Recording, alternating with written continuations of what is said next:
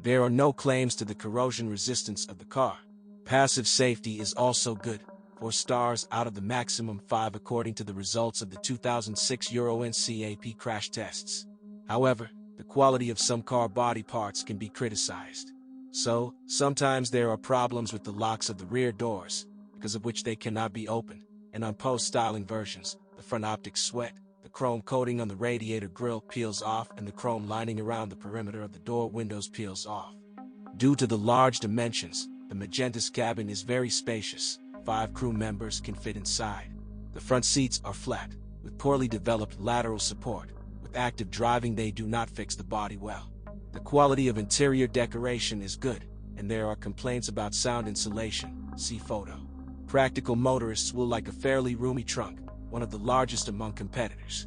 The experts who advised us noted that all units of post-styling Magentis, since 2008, are sensitive to fuel quality. They were initially configured to run on gasoline and diesel fuel that meet Euro 4 requirements.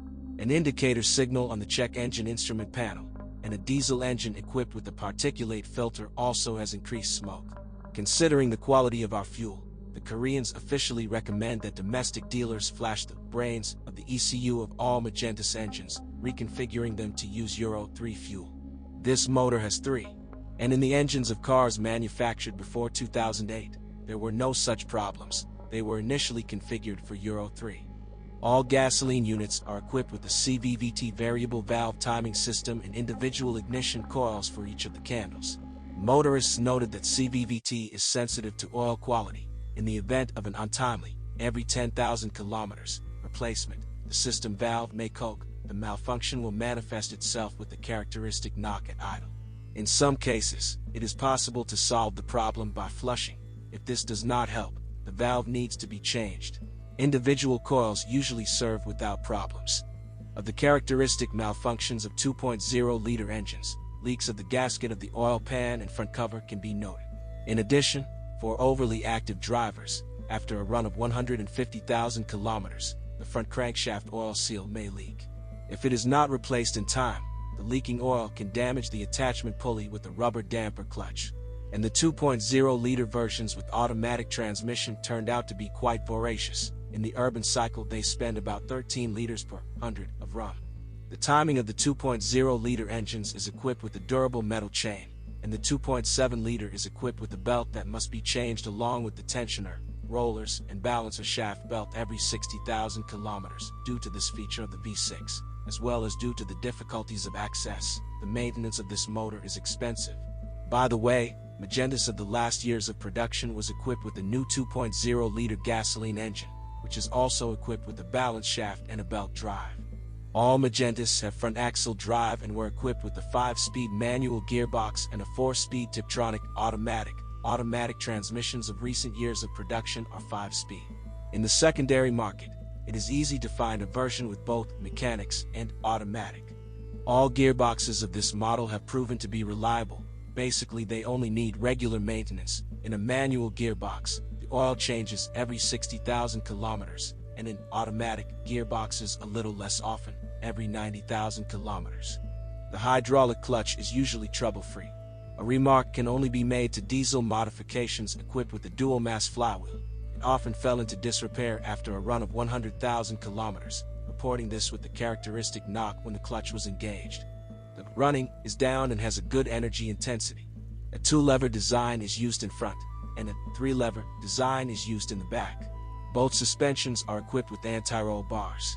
A characteristic remark for all cars is the loud work of the rear suspension in an unloaded state, and for versions in 2008 to 2009.